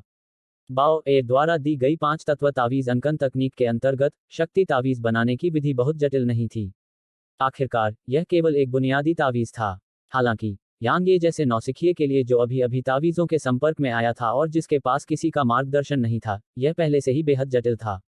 इस आधे महीने के समय में वह एक बार भी सफल नहीं हुआ था और इसका मुख्य कारण यह था कि वह शुरुआत में बहुत अधीर था। इस दौरान अपनी असफलताओं से प्राप्त अनुभवों के साथ यांगे अधिक चतुर हो गया था। पिछले हफ्ते में उसने शक्ति तावीज को खींचने की कोशिश नहीं की थी और इसके बजाय उसने 1 हफ्ते तक शक्ति तावीज का अध्ययन किया था। उसने शक्ति तावीज के सभी मार्गों और विशेष रूप से महत्वपूर्ण भागों को जबरदस्ती याद कर लिया था। यांगे को शक्ति तावीज के बारे में सारी जानकारी याद आ गई। थोड़ी देर बाद यांगे उस विशाल चट्टान पर क्रॉस लेग करके बैठ गया और बाओ र द्वारा दिए गए तावीज का कागज और तावीज ब्रश को बाहर निकाला। उसके बाद उसने डाकबीस्ट का खून और स्पिरिट हर्ब सैंप बाओ र द्वारा दिया हुआ वापस ले लिया। एक बार जब उसने सब कुछ तैयार कर लिया तो यांगे बैठने की स्थिति से रेंगने की स्थिति में चला गया और फिर उसने एकाग्रता में अपनी सांस रोक ली। थोड़ी देर के बाद उसके शरीर के भीतर की हल्की सुनहरी गहन ऊर्जा धीरे धीरे ताबीज ब्रश में प्रवाहित होने लगी और फिर उसने अपने मन के भीतर एक शक्ति ताबीज तैयार करने की विधि के अनुसार चित्र बनाना शुरू कर दिया। जैसे ही उसने ताबीज का ब्रश पकड़ा, यांगे ने उसे सावधानी से ताबीज के कागज पर घुमाया और उसके शरीर के भीतर से हल्के सुनहरे रंग की गहन ऊर्जा के निशान ताबीज के ब्रश के जरिए ताबीज के कागज में प्रवाहित हुए। हल्के सुनहरे रंग की गहन ऊर्जा की कई रेखाएं ताबीज के कागज में प्रवेश करने के बाद वे तुरंत ही कई छोटे कीड़ों की तरह रेंगने लगीं। जब उसने यह देखा तो यांगे ने जल्दी से ताबीज के ब्रश का उपयोग करके उन्हें सभी प्रकार की अजीब आकृतियां बनाने के लिए निर्देशित किया। इस पूरी प्रक्रिया के दौरान यांगे ने भारी सांस लेने की भी हिम्मत नहीं की और वह पूरी तरह से ताबीज के कागज पर ताबीज के ब्रश को धीरे धीरे चलाने पर केंद्रित था। इसके 15 मिनट बाद ताबीज के कागज पर धीरे धीरे एक हल्की सुनहरी लौ की आकृति दिखाई दी और अगले 15 मिनट के बाद यांगे ने ब्रश उठाया जबकि ताबीज के कागज पर एक हल्की सुनहरी लौ दिखाई दी थी। यांगे ने जब देखा कि लौ ने आकार ले लिया है तो उसने गहरी सांस ली और उसका चेहरा शांत हो गया। बेशक यह अंत नहीं था क्योंकि उसने केवल पहला कदम पूरा किया था और एक और कदम था, एक ऐसा कदम जो सबसे महत्वपूर्ण था। ताबीज में आत्मा भरना। ताबीज में आत्मा भरने की प्रक्रिया में आत्मा जड़ी बूटी के रस और डाकबीस्ट के रक्त को ताबीज के कागज में भरना और उन दोनों को स्वर्ग और पृथ्वी की ऊर्जा के साथ मिलाकर ताबीज में आत्मा भरने की अनुमति देना शामिल था। यह कदम सबसे कठिन था और वह 1 महीने पहले एक बार असफल हो चुका था क्योंकि उसे एक बार फिर लौ खींचनी थी जबकि एक ही समय में डाकबीस्ट रक्त, स्पिरिट हर्ब सब और अपनी खुद की हल्की सुनहरी गहन ऊर्जा का उपयोग करना था। यदि वह इस पूरी प्रक्रिया में असफल रहा तो पूरा ताबीज ही असफल हो जाएगा। यांगे ने गहरी सांस ली और खुद को शांत करने की कोशिश की। थोड़ी देर बाद उसने एक सफेद जेड की बोतल उठाई और उसमें से तरल की एक बूंद ताबीज पर डाली। फिर उसने जल्दी से एक और सफेद जेड की बोतल उठाई और डाकबीस्ट के खून की एक बूंद डाली। एक बार जब तरल की 2 बूंदें ताबीज पर गिर गईं तो यांगे ने जल्दी से अपने शरीर के भीतर गहन ऊर्जा को प्रसारित किया और तरल की 2 बूंदों को बलपूर्वक मिलाया। यांगे की हल्की सुनहरी गहन ऊर्जा के प्रभाव में तरल की 2 बूंदें बिना किसी कठिनाई के मिश्रित हो गईं और फिर यांगे ने जल्दी से ताबीज ब्रश को पकड़ लिया और ज्वाला के मार्ग के अनुसार तरल को निर्देशित किया। इस प्रक्रिया को सबसे कठिन कहा जाता है क्योंकि यांग यी को इस पूरी प्रक्रिया के दौरान तरल की 2 बूंदों को ढकने के लिए अपनी गहन ऊर्जा का उपयोग करना पड़ता था और इसके लिए आत्मा ऊर्जा और गहन ऊर्जा के नियंत्रण के लिए बेहद सख्त आवश्यकताएं थीं। इस पूरी प्रक्रिया के दौरान थोड़ी सी भी लापरवाही या एक बार में पूरी तरह से आत्मा से तावीज को भरने में असमर्थता तावीज के निर्माण को विफल कर सकती है। क्योंकि एक बार जब डाकबीस्ट रक्त और स्पिरिट हर्ब सैंप को गहन ऊर्जा द्वारा कवर नहीं किया गया तो वे तुरंत अलग हो जाएंगे। एक बार जब वे दोनों अलग हो गए तो पूरे तावीज पर लगी लौ निश्चित रूप से अव्यवस्थित हो जाएगी। उस समय यांग यी ने इससे पहले जो कुछ भी हासिल किया था वह सब व्यर्थ हो जाएगा। उसके माथे पर लगातार ठंडे पसीने की कई बूंदें दिखाई दे रही थीं, फिर भी यांग यी ने पलक झपकाने की भी हिम्मत नहीं की क्योंकि उसे बहुत डर था कि पलक झपकाने पर उसका चित्र तिरछा हो जाएगा। ठीक इसी तरह करीब 30 मिनट तक ध्यान से चित्र बनाने के बाद यांग यी के चेहरे पर धीरे धीरे मुस्कान आ गई और उसकी आंखों में उत्साह छिपाना असंभव था। अगले 15 मिनट के बाद यांग यी ने अचानक अपना ब्रश उठाया। जैसे ही ब्रश ने ताबीज के कागज को छोड़ा, ताबीज के कागज पर लगी लौ से तुरंत एक हल्की सुनहरी ज्वाला निकली, बिल्कुल असली लौ की तरह, और पूरी लौ सजीव थी और ताबीज के कागज पर रहने के कारण असली लग रही थी। मैं आखिरकार सफल हो गया, मैं आखिरकार सफल हो गया। मैं यांग यी ग्रेड 1 तावीज मास्टर भी हूँ, हा हा हा। जैसे ही उसने तावीज के कागज पर लौ को देखा, यांग यी खुद को हंसी से उत्साहित होने से नहीं रोक सका। बाओ ए द्वारा दी गई 5 तत्व तावीज अंकन तकनीक के आधार पर यांग यी के पास तावीज मास्टर्स के बारे में कुछ बुनियादी जानकारी थी। तावीज मास्टर्स प्रोफाउंडर्स की तरह ही थे और उन्हें भी दायरे से विभाजित किया गया था। पहली कक्षा से 5वीं कक्षा तक तावीज़ों को अंकित करने से संबंधित ग्रेड थे और यह तावीज़ों का मूल शिल्प था। ग्रेड 5 तावीज़ मास्टर के बाद के दायरे आत्मा तावीज़ मास्टर, पृथ्वी तावीज़ मास्टर, स्वर्ग तावीज़ मास्टर, अमर तावीज़ मास्टर और दिव्य तावीज़ मास्टर थे। पहले 5 ग्रेड तावीज़ों को लिखने से संबंधित थे और हर उस तावीज़ के लिए एक ग्रेड प्राप्त किया जाता था जिसे वह सफलतापूर्वक बना सकता था। अगर कोई 5 बुनियादी तावीज़ बनाने में सक्षम था और सभी 5 तत्वों में महारत हासिल कर लेता था तो उसने 5वीं कक्षा प्राप्त कर ली थी। यांग यी ने अब एक शक्ति तावीज़ सफलतापूर्वक तैयार कर लिया था, इसलिए उसे ग्रेड 1 तावीज़ मास्टर माना जा सकता था। यांग यी ने अपने दिल में उत्साह को दबा लिया और चट्टान पर रखा शक्ति तावीज़ उठा लिया। उसने कुछ देर तक उसे देखा, फिर उसकी आंखों में आश्चर्य की एक झलक दिखाई दी और उसने धीमी आवाज में कहा, तावीज़ों को दोषपूर्ण ग्रेड, निम्न ग्रेड, मध्यम ग्रेड, उच्च ग्रेड और शीर्ष ग्रेड में विभाजित किया जाता है। मेरे इस शक्ति तावीज़ ने लॉ को ऐसा दिखाया जैसे वह जीवित हो और इसे उच्च ग्रेड तावीज़ माना जाना चाहिए। हालांकि क्या स्क्रॉल ने यह नहीं कहा कि उच्च ग्रेड तावीज़ बनाने की संभावना बेहद कम है? क्या यह मेरी हल्की सुनहरी गहन ऊर्जा की वजह से हो सकता है? यांग यी ने 5 तत्व तावीज़ अंकन तकनीक के परिचय से पाया कि तावीज़ों को ग्रेड के अनुसार भी विभाजित किया गया था और विभिन्न ग्रेड के तावीज़ों का अलग अलग प्रभाव भी था। उदाहरण के लिए, एक निम्न श्रेणी का शक्ति तावीज़ उपयोगकर्ता की शक्ति को अधिकतम 50% तक बढ़ाने में सक्षम था, एक मध्यम श्रेणी का शक्ति तावीज़ इसे लगभग 100% तक बढ़ा सकता था, जबकि एक उच्च श्रेणी का तावीज़ इसे 300% तक बढ़ाने में सक्षम था। जहां तक शीर्ष श्रेणी के शक्ति तावीज़ की बात है, तो यह उपयोगकर्ता की शक्ति को 6 या 7 गुना तक बढ़ाने में सक्षम था। भले ही उच्च श्रेणी और शीर्ष श्रेणी के तावीज़ों के प्रभाव चौंकाने वाले थे, लेकिन उन्हें तैयार करने की कठिनाई भी बहुत ज्यादा थी। उच्च श्रेणी के तावीज़ को सफलतापूर्वक तैयार करने की संभावना असाधारण रूप से कम थी, इसलिए उसने कभी उम्मीद नहीं की थी कि उसका यह तावीज़ वास्तव में शीर्ष श्रेणी का होगा। क्या यह हो सकता है कि मैं वास्तव में एक असाधारण प्रतिभाशाली व्यक्ति हूं? यांग ये हैरान था। लगता है मुझे भविष्य में इसके बारे में बाओ र से पूछना होगा। यांग ये ने इस समस्या के बारे में सोचना बंद कर दिया। उसने अपने हाथ में ताकत के ताबीज को देखा, जबकि उसके मुंह के कोने थोड़े ऊपर उठे और एक अजीब सी मुस्कान बन गई। अगर मैं भविष्य में किसी से लड़ता हूं, तो परिस्थितियों के तहत हमारी ताकत में बहुत अंतर नहीं है। मैं निश्चित रूप से अपने प्रतिद्वंद्वी को एक गंभीर मौत मरने में सक्षम हो जाऊंगा अगर मैंने अचानक खुद पर एक ताबीज थप्पड़ मारा। जब उसने यहां तक सोचा, तो यांग ये के मुंह के कोनों पर मुस्कान और भी चौड़ी हो गई और वह थोड़ी संतुष्टि के साथ मुस्कुराया। थोड़ी देर बाद, उसने कूल ब्रीज गॉज के निकास की ओर चलने से पहले सावधानी से स्ट्रेंथ टेलिस्मैन को हटा दिया। कूल ब्रीज गॉज से निकलने के बाद, यांग ये प्रशिक्षण मैदान में पहुंचे। जैसे ही वे यहां पहुंचे, उन्हें हरे रंग के कपड़े पहने एक शिष्य ने रोका। यह युवक लगभग 17 या 18 साल का था और उसके हरे रंग के कपड़े के बाएं कंधे पर एक छोटा सा आउटर लिखा हुआ था। यह आउटर कोट शिष्य का प्रतीक था। जैसे ही उसने हरे कपड़े पहने इस युवक को देखा, जो उसके प्रति हत्या की मंशा प्रकट कर रहा था, यांग ये को पता चल गया कि उसके सामने खड़ा यह व्यक्ति संभवतः डूक शियू का चचेरा भाई डुआन जुन था, जिसने नश्वर क्षेत्र का 8वां पद प्राप्त कर लिया था। जब उन्होंने यांग ये को डुआन जून द्वारा रोका हुआ देखा, तो आसपास के कुछ लेबर डिसिपल्स ने तुरंत अपना सिर हिलाया और आह भरी। यांग ये की वजह से लेबर पीक पर सभी लेबर डिसिपल्स को अब डूक शियू और अन्य लोगों द्वारा तंग नहीं किया जा रहा था, इसलिए उन्हें यांग ये के बारे में अच्छी धारणा थी। अब डूक शियू का चचेरा भाई नश्वर दुनिया से लौट आया था, इसलिए यांग ये के सामने आने वाले परिणाम स्पष्ट थे। डुआन जून ने यांग यी को भी देखा, जबकि उसकी आंखें भयावह और ठंडी हत्या के इरादे से चमक रही थीं। जब वह आज नश्वर दुनिया से यहाँ लौटा तो उसने देखा कि डूक शियू और मैनेजर जू को वास्तव में स्टार अयस्क पर्वत पर भेजा गया था और अपराधी वास्तव में यह लेबर शिष्य था जो उसके सामने खड़ा था। आखिरकार तलवार संप्रदाय के सभी लेबर शिष्य और यहाँ तक कि कुछ बाहरी दरबार के शिष्य भी स्पष्ट रूप से जानते थे कि डूक शियू उसका चचेरा भाई था और मैनेजर जू उसका अधीनस्थ था। कुत्ते को पीटने से पहले मालिक की स्थिति पर विचार करना चाहिए, और उसके सामने इस व्यक्ति ने बिना किसी भेस के उसके चेहरे पर थप्पड़ मारा था।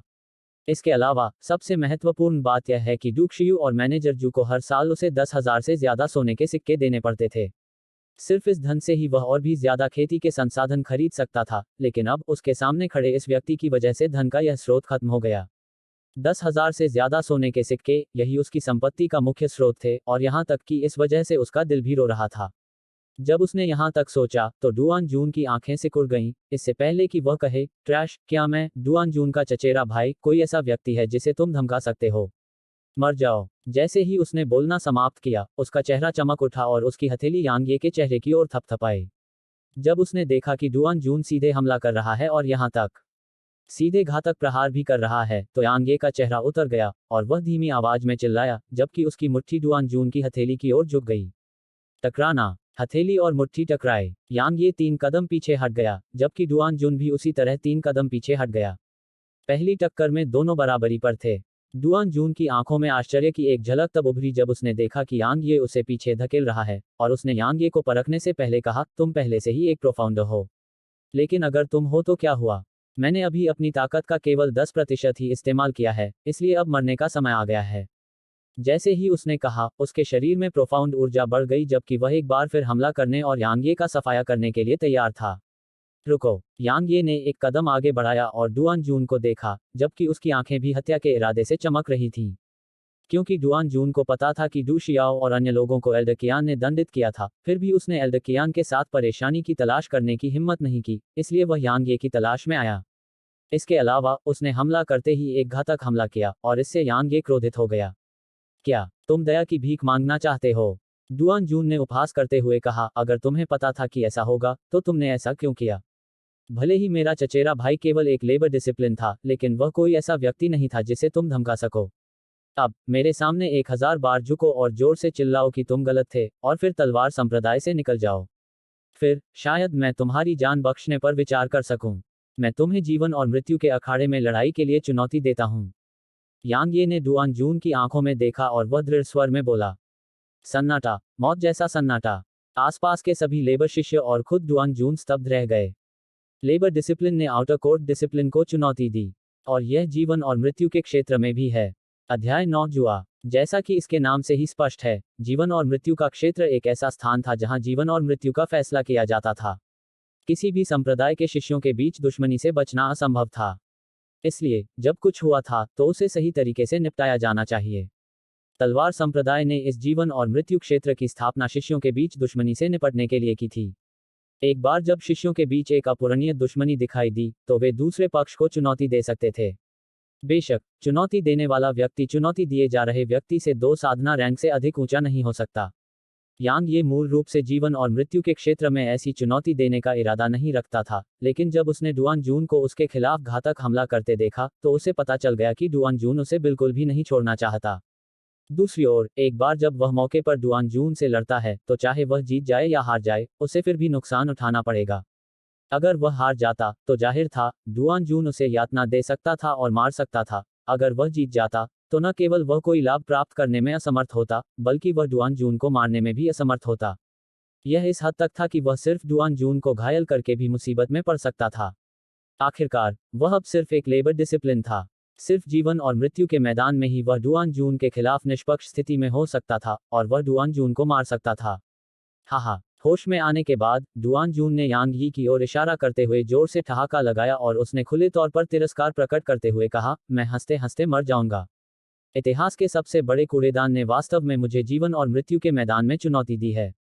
आप यह चुनौती किस आधार पर दे रहे हैं? क्योंकि आप इतिहास के सबसे बड़े कूड़ेदान हैं। यांग ये डुआन जून के तिरस्कार के प्रति पूरी तरह से उदासीन था और उसने कहा, तलवार संप्रदाय के नियमों के अनुसार, जब निम्न साधना वाला कोई व्यक्ति उच्च साधना वाले किसी व्यक्ति को चुनौती देता है, तो वह व्यक्ति मना नहीं कर सकता। बेशक, अगर आप जोर देते हैं तो आप मुझे मना कर सकते हैं।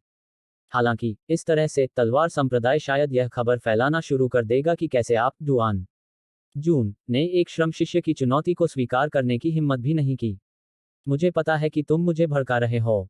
डुआन जून ने ठंडी हंसी में कहा, हालांकि, मैं तुम्हारी चुनौती स्वीकार करता हूं। चिंता मत करो, मैं तुम्हें नहीं मारूंगा।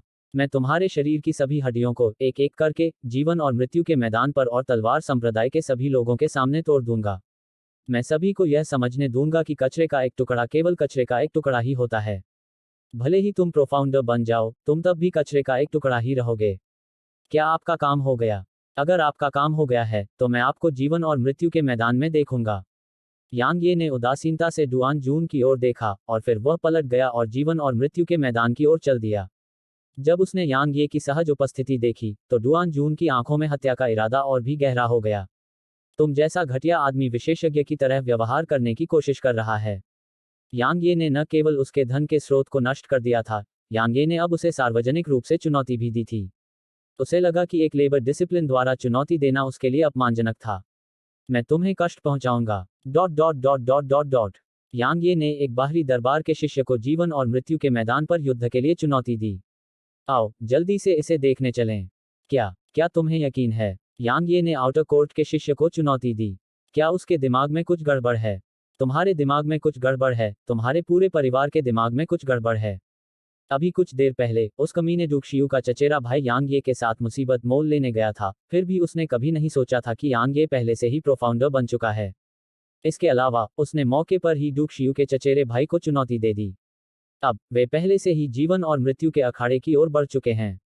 तुम्हें जल्दी से वहां जाना चाहिए। यांग ये पहले से ही प्रोफाउंडर है।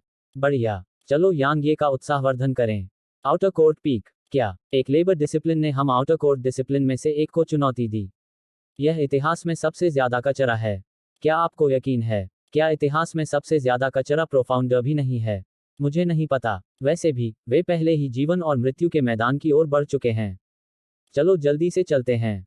अगर हम बहुत देर से पहुंचे, तो लेबर डिसिपल पहले ही मारा जा चुका होगा, और हम शो नहीं देख पाएंगे। मैं जाकर दूसरों को सूचित करूंगा। एक लेबर डिसिप्लिन ने हम आउटर कोर्ट डिसिप्लिन में से एक को चुनौती दी। यह जीवन और मृत्यु के मैदान में भी है।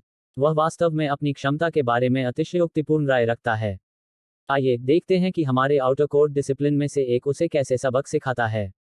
कुछ ही समय में, यांग यी द्वारा एक आउटर कोर्ट शिष्य को चुनौती देने की खबर तेजी से लेबर पीक और आउटर कोर्ट पीक में महामारी की तरह फैल गई, और कुछ हजार लेबर शिष्य और कुछ सौ आउटर कोर्ट शिष्य जीवन और मृत्यु के अखाड़े की ओर दौड़ पड़े। जीवन और मृत्यु के मैदान पर, एक बूढ़ा आदमी जिसने हरा और सफेद लबादा पहना हुआ था, यांग ये और हरे कपड़े पहने आदमी को देख रहा था। हालांकि, बूढ़े आदमी की नज़र ज्यादातर यांग ये पर ही थी। बूढ़े आदमी का नाम काओ हो था, और वह तलवार संप्रदाय का एक बाहरी दरबार का बुजुर्ग था जो बाहरी दरबार में प्रवर्तन दल का प्रबंधन करता था। अतीत में, उसने जीवन और मृत्यु के मैदान पर कई लड़ाइयां देखी थीं, फिर भी यह पहली बार था जब उसने एक श्रम शिष्य को बाहरी दरबार के शिष्य को चुनौती देते देखा था। काओ हो ने अपना दाहिना हाथ हिलाया, जिससे दो क्रिस्टलीय ऊर्जा पत्थर यांग ये और डुआन जून की ओर तैरने लगे, और उसने कहा, जीवन और मृत्यु के क्षेत्र में कोई नियम नहीं है, और आप दोनों किसी भी तरीके का उपयोग कर सकते हैं। निष्पक्षता के लिए, आप दोनों को अब अपने शरीर के भीतर गहन ऊर्जा को पूरी तरह से भरना चाहिए, और फिर शुरू करना चाहिए। जैसे ही उसने बोलना समाप्त किया, बूढ़े आदमी की आकृति बगल की ओर चमक उठी। तुम मर चुके हो। डुआन जून ने यांग ये को देखा और उदासीनता से बोला। यांग ये ने कोई जवाब नहीं दिया। वह पास के हथियार रैक पर चला गया, और उसने उनमें से एक तलवार चुनी। तलवार 1.5 मीटर लंबी, 2 अंगुल चौड़ी थी, और साधारण लोहे से बनी थी जिसे 100 बार परिष्कृत किया गया था। यह कुछ भी अच्छा नहीं था, और यह बिना रैंक का था। ग्रीन हॉर्नेट तलवार, निम्न श्रेणी की पीली रैंक, लोहे को मिट्टी की तरह काटने में सक्षम। इस बीच, डुआन जून के हाथ में एक तलवार दिखाई दी।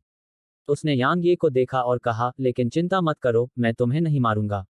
मैं तुम्हारी बाहों और पैरों की नसें काट दूंगा, तुम्हारे पूरे शरीर की हड्डियां तोड़ दूंगा, और फिर किसी को भेजकर तुम्हें तुम्हारे घर वापस भेज दूंगा ताकि तुम और तुम्हारा परिवार एक साथ अपना दर्द सह सकें। तुम्हें क्या लगता है, मैं दयालु हूं, है न? यांग ये ने लापरवाही से तलवार को अपने हाथ में घुमाया और फिर उसने उदासीनता से कहा, चिंता मत करो, मैं भी तुम्हारे प्रति दयालु रहूंगा। जैसे ही उसने बोलना समाप्त किया, यांग ये क्रॉस लेग बैठ गया और ऊर्जा पत्थर के भीतर ऊर्जा को अवशोषित कर लिया। डुआन जुन की आंखें भयावह और ठंडे हत्या के इरादे से चमक उठी, और फिर वह पैर मोड़कर बैठ गया और ऊर्जा पत्थर के भीतर की ऊर्जा को भी अवशोषित कर लिया। इस समय 100 से ज्यादा बाहरी दरबार के शिष्य जीवन और मृत्यु के मैदान के बाहर एक जगह से यांग यी और हरे कपड़े पहने आदमी को देख रहे थे। उनमें से एक आयताकार चेहरे वाले ने उसके बगल में खड़े बाहरी दरबार के शिष्य से कहा, जियांग क्यूशुई, डुआन जून नश्वर क्षेत्र के 8वें रैंक पर है। मुझे नहीं पता कि उस श्रम शिष्य की साधना क्या है, लेकिन मैं शर्त लगाता हूं कि डुआन जून निश्चित रूप से 10 चालों के भीतर उसका सिर काट देगा। मैं शर्त लगाता हूं कि यह 5 चालें होंगी। जियांग क्यूशुई नामक व्यक्ति ने आयताकार चेहरे वाले व्यक्ति को देखा और कहा, 20 ऊर्जा पत्थर, क्या तुम मुझसे यह शर्त लेने की हिम्मत रखते हो? तुम उस लेबर डिसाइपल के बारे में इतना बुरा सोचते हो? आयताकार चेहरे वाला आदमी मुस्कुराते हुए बोला, वह 2 साल से संप्रदाय में है, फिर भी वह अभी प्रोफाउंडर बना है। क्या ऐसा बेकार का टुकड़ा मेरे लिए उसके बारे में बहुत अच्छा सोचने के लायक है? जियांग क्यूशुई ने तिरस्कार के साथ कहा, कैसा रहेगा? मैं 20 एनर्जी स्टोन्स की शर्त लगाऊंगा कि डुआन जून 5 चालों में उसका सिर काट देगा। क्या तुम मेरी शर्त लेने की हिम्मत करोगे? क्यों नहीं? आयताकार चेहरे वाला आदमी जोर से हंसा। चूंकि उस लेबर डिसिपल ने डुआन जून को चुनौती देने की हिम्मत की है, तो निश्चित रूप से उसमें कुछ क्षमता है। मुझे नहीं लगता कि वह 10 चालों का भी विरोध नहीं कर पाएगा। क्या कोई और शर्त लगाना चाहता है? मैं 5 चालों पर दांव लगाता हूं। मैं 10 चालों पर दांव लगाता हूं। मैं 50 ऊर्जा पत्थरों पर शर्त लगाता हूं कि लेबर डिसिपल जीतेगा। ठीक इसी समय एक स्पष्ट और गूंजती हुई आवाज जो अपरिपक्व लग रही थी, गूंजी। सभी बाहरी दरबार के शिष्य दंग रह गए। जब पीछे मुड़कर देखा, तो उन्होंने देखा कि 14 या 15 साल की उम्र की एक छोटी लड़की उन्हें देखकर मुस्कुरा रही थी।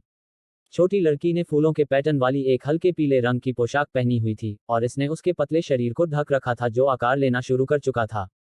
उसके पास विलो पत्ती के आकार की भौहें, छोटे चेरी होंठ और जीवंत आंखों की एक जोड़ी थी जो बार बार घूमती थी और चालाकी का एक धागा प्रकट करती थी।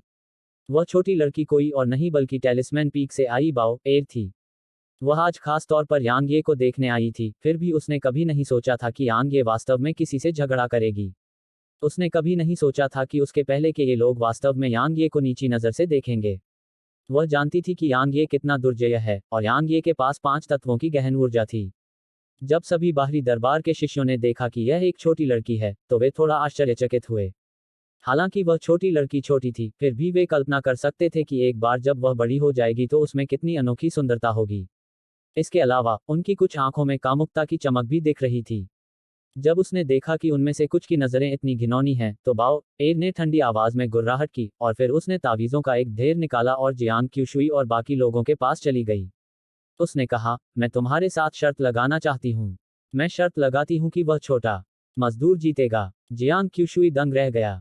हालांकि जब उसने बाओ एर के हाथ में तावीजों का ढेर देखा, तो जियांग क्यूशुई तुरंत ही दंग रह गया। वह लंबे समय के बाद अपने होश में आया, और उसकी मूल रूप से ठंडी और गर्वित अभिव्यक्ति जोश में बदल गई थी क्योंकि उसने हल्की आवाज में पूछा, आप तावीज चोटी से हैं? इस बीच सभी बाहरी दरबार के शिष्यों ने बाओ एर के हाथ में तावीजों के ढेर को देखा था। ये तावीज थे जिन्हें केवल बाहरी दरबार की रैंकिंग में शीर्ष 10 में स्थान पाने वाले विशेषज्ञों के पास ही तावीज शिखर से प्राप्त करने की योग्यता थी। उनकी सभी निगाहें इच्छा से जल रही थीं। बाओ र ने घुरघुराते हुए कहा, हाँ, मैं शर्त लगाती हूँ कि लेबर डिसाइपल जीतेगा। क्या आप सभी शर्त लगा रहे हैं कि नहीं? वह वास्तव में इन लोगों को नापसंद करती थी क्योंकि न केवल वे छोटे मजदूर को नीची नज़र से देखते थे, बल्कि वे उसे उस तरह की घृणित नज़रों से देखते थे, इसलिए वह उनके सभी साधना संसाधनों को जीतना चाहती थी। क्या उनका इरादा यह है कि लेबर डिसिप्लिन जीतेगी? यह सुनकर सभी बाहरी दरबार के शिष्यों ने एक दूसरे की तरफ देखा। क्या इस छोटी लड़की के सिर में कुछ गड़बड़ है? वह वास्तव में शर्त लगाना चाहती है कि लेबर शिष्य जीतेगा। आखिरकार डुआन जून पहले से ही नश्वर क्षेत्र के 8वें रैंक पर था, जबकि लेबर शिष्य नश्वर क्षेत्र के 4थे या 5वें रैंक पर था।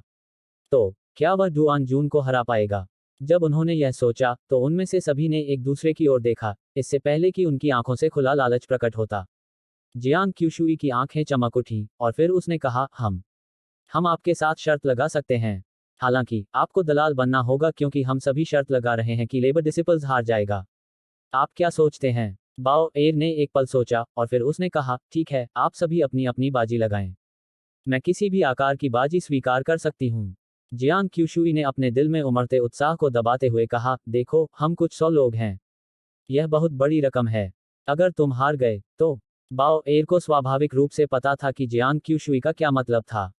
उसने तुरंत अपनी भौहें ऊपर उठाईं और अपने सामने छोटी थैली में से ढेर सारे तावीज निकाले और कहा, ओह, यहाँ करीब 20 तावीज हैं और वे सभी मध्यम श्रेणी के हैं। उनमें से हर एक को करीब 500 ऊर्जा पत्थरों के लिए बेचा जा सकता है। अगर मैं हार जाती हूँ तो मैं उसका इस्तेमाल अपने कर्ज चुकाने के लिए करूंगी, क्या यह ठीक है? मध्यम श्रेणी के तावीज। जब उन्होंने बाओ एर के हाथ में तावीजों को देखा तो उनकी आंखें लालच से बहुत चमक उठीं। हर एक मध्यम श्रेणी का तावीज ऐसा नहीं था जिसे सिर्फ 500 ऊर्जा पत्थरों से खरीदा जा सके। अगर वे इसे खरीद कर बेच दें तो 1000 ऊर्जा पत्थर पाना भी कोई समस्या नहीं होगी। इस बार जियांग क्यूशुई को कुछ भी कहने की जरूरत नहीं पड़ी और सभी बाहरी दरबार के शिष्यों ने जल्दी से सिर हिलाकर सहमति जताई। यह एक दुर्लभ घटना थी कि कोई उदार व्यक्ति उन्हें मुफ्त धन देने के लिए आएगा, इसलिए यदि वे इसे नहीं लेते तो उन्हें स्वर्ग के क्रोध का सामना करना पड़ेगा। मैंने 500 ऊर्जा पत्थरों की शर्त लगाई है।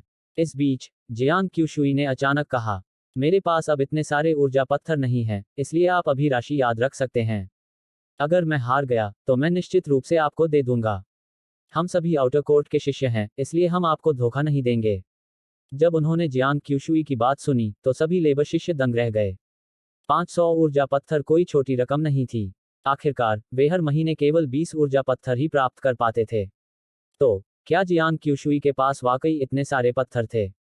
जैसा कि उन बाहरी दरबार के शिष्यों ने सोचा था, जियांग क्यूशुई के पास वास्तव में 500 ऊर्जा पत्थर नहीं थे। हालांकि वह डरता नहीं था, क्योंकि क्या उस श्रम शिष्य के लिए जीतना संभव था? जवाब बिल्कुल असंभव था। बाओ र ने एक पल सोचा और कहा, ठीक है, आप सभी भी अपनी अपनी बाजी लगाएं। मैं आप सभी के लिए यह सब याद रखूंगी। उसे डर नहीं था कि ये लोग अपनी बात से मुकर जाएंगे, क्योंकि तलवार संप्रदाय में किसी ने भी उसका फायदा उठाने की हिम्मत नहीं की। मैं 2000 और ऊर्जा पत्थर जोड़ूंगा। जब उसने सुना कि वे अभी के लिए बकाया हो सकते हैं तो जियांग क्यूशुई ने तुरंत 2000 और ऊर्जा पत्थर जोड़ दिए। वह निश्चित रूप से खुद को माफ नहीं करेगा, भले ही उसने ऐसे उदार व्यक्ति का फायदा न उठाया हो। जब उन्होंने सुना कि बाओ एर ने जियांग क्यूशुई को फिलहाल अपना कर्ज चुकाने की अनुमति दे दी है तो अन्य शिष्यों में हलचल मच गई और फिर उन्होंने तुरंत अपनी बोलियां लगा दी। मैं भी 1000 ऊर्जा पत्थरों पर दांव लगाऊंगा। मैं 800 का दांव लगाऊंगा। मैं 2000 का दांव लगाऊंगा। जब उसने देखा कि वे सभी अपनी अपनी बाजी लगा रहे हैं तो बाओ एर मुस्कुराए और उसकी आंखें सिकुड़ गईं और फिर उसने जल्दी से ब्रश निकालकर उनकी सारी बाजी नोट कर ली। उसकी राय में यह सबसे अच्छा था अगर यांग ये जीत पाए, और अगर वह हार भी जाए तो भी ठीक था। किसी भी दर पर न केवल तावीज शिखर में ऐसे तावीजों की एक बड़ी मात्रा थी, बल्कि वह खुद भी उन्हें बना सकती थी। अध्याय 10 बुनियादी तलवार तकनीक। जीवन और मृत्यु के मैदान में एक निश्चित समय पर दोनों ने एक ही समय पर अपनी आंखें खोली, इससे पहले कि उनकी नजरें टकरातीं। डुआन जून की आंखों में बिना किसी छुपे हुए खौफनाक हत्या के इरादे चमक रहे थे, जबकि यांगे की आंखें शांत और स्थिर थीं। वे दोनों खड़े हो गए। डुआन जून ने अपने हाथ में ग्रीन हॉर्नेट तलवार लहराई, जबकि उसने एक उपहासपूर्ण मुस्कान प्रकट की और कहा, यह मत कहो कि मैंने तुम्हें मौका नहीं दिया। मैं तुम्हें पहले मेरे खिलाफ 3 चालें चलने की अनुमति दूंगा। भले ही यांग ये पहले से ही एक प्रोफाउंडर था, लेकिन वह डरता नहीं था। न केवल वह यांग ये से कम 2 रैंक की साधना में ऊपर था, बल्कि उसके हथियार और तलवार की तकनीक ऐसी चीजें थीं जो यांग ये के पास नहीं थीं। इसलिए वह एक बिल्ली की भूमिका निभाने के लिए तैयार था जो एक चूहे के साथ खेल रही थी। बेवकूफ। तलवार हाथ में लिए डुआन जून की ओर चलते हुए यांग ये ने मन ही मन कोसा। जब वह डुआन जून से 2 मीटर पहले पहुंचा तो यांग ये की उदासीन आंखों में अचानक एक क्रूर भाव की झलक दिखाई दी। अगले ही पल यांग ये का दाहिना पैर अचानक जमीन पर पटक गया और इस टक्कर के बल पर तोप के गोले की तरह उछला और अपनी तलवार डुआन जून पर तान दी। जिस जगह यांग ये का पैर पड़ा, वहां का सख्त फर्श अब पूरी तरह धंस चुका था। यांग ये ने इस वार में अपनी पूरी ताकत लगा दी थी। जिस समय यांग ये की आकृति बाहर निकली थी, अखाड़े के निचले हिस्से में बाहरी दरबार का बुजुर्ग जो पहले सोने की कगार पर था, उसने अचानक अपनी आंखें खोली और उसकी आंखों में आश्चर्य की झलक दिखाई दी। जिस समय यांग ये की आकृति अचानक से ऊपर आई, डुआन जून के हाव भाव बहुत बदल गए और उसकी आंखें आतंक से भर गईं। इतनी नजदीकी दूरी पर और यांग ये के अचानक हमले के साथ, वह हमले को चकमा देने या रोकने के लिए बिल्कुल भी समय पर नहीं था और वह केवल यांग ये की तलवार को अपनी छाती पर वार करते हुए देख सकता था।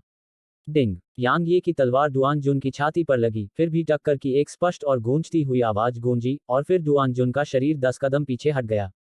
यांग ये ने जब देखा कि तलवार वास्तव में डुआन जून की छाती में नहीं घुसी थी, तो वह भौंचक्का रह गया और उसने डुआन जून का पीछा नहीं किया और इसके बजाय हरे कपड़े पहने आदमी की छाती को देखा। उसने देखा कि हरे कपड़े पहने आदमी के कपड़ों के नीचे चांदी की रोशनी की एक परत लगातार टिमटिमा रही थी। उसने कवच पहन रखा है। जब उसने यहां तक सोचा तो यांग ये की आंखें सिकुड़ गईं जबकि उसके शरीर में गहन ऊर्जा उमड़ पड़ी। डुआन जून ने गहरी सांस ली और अपने दिल में डर महसूस किया। उसने अपनी छाती पर नजर डाली और उसने देखा कि उसने जो उच्च श्रेणी का पीला रैंक कवच पहना था, वह पहले से ही धंस चुका था।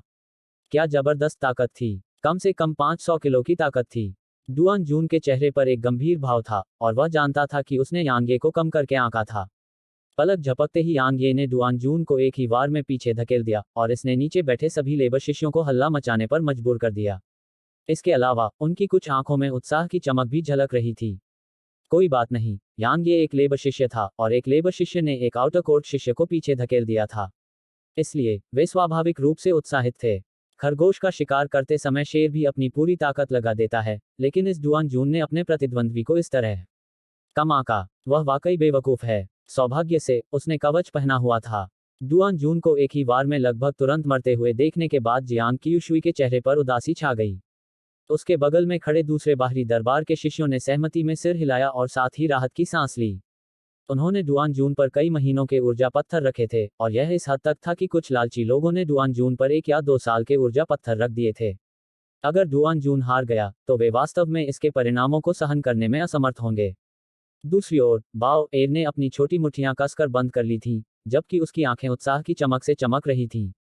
मैं मानता हूं कि मैंने तुम्हें थोड़ा कम आंका।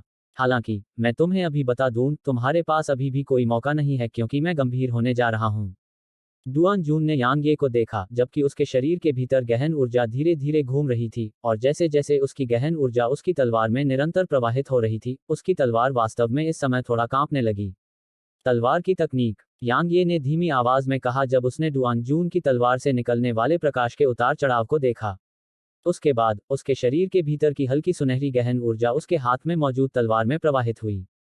जैसे ही यह तलवार में प्रवेश करती है, उसके हाथ में मौजूद तलवार पर तुरंत एक हल्की सुनहरी चमक दिखाई देती है। हालांकि यह चमक बेहद कमजोर थी और जब तक कोई इसे ध्यान से न देखे, इसे नोटिस करना बिल्कुल असंभव था। लगता है डुआन जून गंभीर होने वाला है। जियांग क्यूशुई की उदास अभिव्यक्ति थोड़ी कम हुई। इस बार वह एक ही वार से परिणाम तय कर देगा। डुआन जून एनर्जी स्प्लिट स्वॉर्ड तकनीक का उपयोग करने का इरादा रखता है। आउटर कोर्ट शिष्य के चेहरे पर एक मुस्कान की झलक दिखाई दी। एनर्जी स्प्लिट स्वॉर्ड तकनीक एक उच्च श्रेणी की येलो रैंक तलवार तकनीक है। चूंकि डुआन जून इसका उपयोग करने की हिम्मत करता है, तो इसका मतलब है कि वह तलवार क्यूई की एक स्ट्रैंड को निष्पादित करने में सक्षम है। वह लेबर शिष्य मर चुका है। ऊर्जा विभाजित तलवार तकनीक, मुझे कभी उम्मीद नहीं थी कि डुआन जून ने वास्तव में इसे सीखा है। हे, वह श्रम शिष्य मर चुका है। हाहा, 300 ऊर्जा पत्थर, यह मेरे लिए प्रथम स्वर्ग क्षेत्र तक साधना करने के लिए पर्याप्त है। हाहा, अफसोस, अगर मुझे पता होता कि डुआन जून ने पहले ही तलवार की तकनीक सफलतापूर्वक सीख ली है, तो मुझे अपना दांव बढ़ा देना चाहिए था। यह केवल 100 ऊर्जा पत्थर थे। क्या बर्बादी है! हाँ, क्या बर्बादी है! सच में, डुआन जून ने वास्तव में अपनी ताकत छुपाई थी। इस समय बाहरी प्रांगण के शिष्यों को ऐसा लग रहा था मानो उन्होंने पहले ही ऊर्जा पत्थरों के ढेर को अपने सामने रखे हुए देखा हो। जब उसने इन बाहरी दरबार के शिष्यों के उत्साह को देखा, तो बाओ एर ने असंतोष के साथ ठंडी आवाज में बड़बड़ाया और फिर उसने यांगे की ओर देखा, जबकि उसकी आंखों में चिंता की एक झलक दिखाई दी। अचानक डुआन जून की आंखों में एक क्रूर अभिव्यक्ति उभरी और उसने तलवार को अपने हाथ में पकड़ लिया और अचानक यांगे की ओर वार किया। ऊर्जा विभाजित तलवार तकनीक। जैसे ही उसकी आवाज गूंजी, 1 मीटर लंबी तलवार क्यूई की बर्फ जैसी सफेद धार ग्रीन हॉर्नेट तलवार की नोक से यांगे की ओर विस्फोटक रूप से निकली। तलवार क्यूई की गति बहुत तेज थी और लगभग 2 सांसों में यांगे के सामने पहुंचते ही उसने सीटी बजाई। जब तलवार क्यू यांगे से 1 मीटर दूर आ गई, तो वह आगे बढ़ गया। उसका दाहिना पैर जमीन पर पटक दिया और इससे उत्पन्न होने वाली मजबूत प्रतिकर्षण शक्ति पर भरोसा करके तेजी से बाहर निकल गया, और उसी समय उसके हाथ में तलवार क्यू की बर्फ जैसी सफेद धार की ओर वार कर गई। अनुभव करना, शायद इसलिए कि इसके पीछे की शक्ति इतनी प्रचंड थी, जहां भी यांगी की तलवार गुजरती थी, आंखों से दिखाई देने वाले असंख्य उतार चढ़ाव हवा में दिखाई देते थे और हवा के फटने से एक तेज आवाज निकलती थी। प्रतिक्रिया करने से पहले दुश्मन के हमले का इंतजार करना। जब उसने यांगे को सीधे उसके खिलाफ जाते देखा, तो अखाड़े के नीचे बाहरी दरबार के बुजुर्ग ने हल्की आवाज में कहा, दिलचस्प है। यह पहली बार है जब मैंने किसी को बुनियादी तलवार तकनीक को पूर्णता तक साधना करते देखा है। बुरा नहीं है। टकराना। तलवार और बर्फ की सफेद तलवार क्यूई एक दूसरे से टकराए और एक विस्फोट हुआ। उसके बाद यांग ये की तलवार ने तुरंत बर्फ की सफेद तलवार क्यूई को ऐसे चीर दिया जैसे वह बर्फ को पिघलाने वाला गर्म तेल हो, और फिर उसकी गति कम नहीं हुई जबकि वह तुरंत अपनी तलवार हाथ में लेकर डुआन जून के सामने पहुंच गया। उसके बाद डुआन जून की चकित निगाहों के नीचे तलवार तेजी से उसके दाएं और बाएं पैरों की ओर घूमी। डुआन जून का चेहरा अविश्वास से भरा हुआ था। उसने कभी नहीं सोचा था कि उसने जो तलवार क्यूई का इस्तेमाल किया था, उसे यांग ये इतनी आसानी से दो टुकड़ों में काट देगा। यह एक तलवार की तकनीक थी। हालांकि इससे पहले कि वह अपने सदमे से उबर पाता, यांग ये एक बार फिर उसके सामने आ गया था और वह अपने दिल में डर गया था। उसने सहज रूप से यांग ये के हमले को रोकने के लिए तलवार का इस्तेमाल किया और फिर पीछे हट गया। डिंग डिंग। उनकी तलवारें लगातार टकराती रहीं और धातुओं के टकराने की ध्वनि निकलती रही, और यह एक सुंदर संगीत रचना की तरह था। जब उन्होंने देखा कि डुआन जून को दबाया जा रहा है और वह लगातार पीछे हट रहा है, तो आसपास के सभी लेबर शिष्य पूरी तरह से स्तब्ध रह गए। सिर्फ लेबर शिष्य ही नहीं, बल्कि आसपास के आउटर कोर्ट शिष्य भी स्तब्ध रह गए। लेबर डिसिप्लिन युद्ध में आउटर कोर्ट डिसिप्लिन को दबा रहा था। क्या यह इतिहास में सबसे बड़ी बकवास है? बगल में खड़े सभी बाहरी दरबार के शिष्यों के चेहरे पर हैरानी के भाव थे। उन्होंने कभी नहीं सोचा था कि तलवार की क्यूई को यांग ये द्वारा वास्तव में काट दिया जाएगा। ऐसा करने के लिए वास्तव में किस तरह की ताकत और गति की आवश्यकता होगी। शुरू में उन्हें परवाह नहीं थी कि डुआन जून हार भी जाए, लेकिन अब अगर डुआन जून हार गई तो वे उस छोटी लड़की का कर्ज नहीं चुका पाएंगे, भले ही वे खुद को बेच दें। जब उसने यांग ये को एक ही वार में तलवार की क्यूई को काटते हुए देखा, तो बाओ एर के चेहरे पर मुस्कान खिल गई और उसकी जीवंत आंखें उत्साह की चमक से चमक उठीं। अखाड़े में यांग ये वास्तव में बहुत समय पहले से ही डुआन जून को खत्म करने में सक्षम था, और वह डुआन जून को खत्म नहीं कर पाया था क्योंकि वह अपनी तलवार का प्रशिक्षण ले रहा था।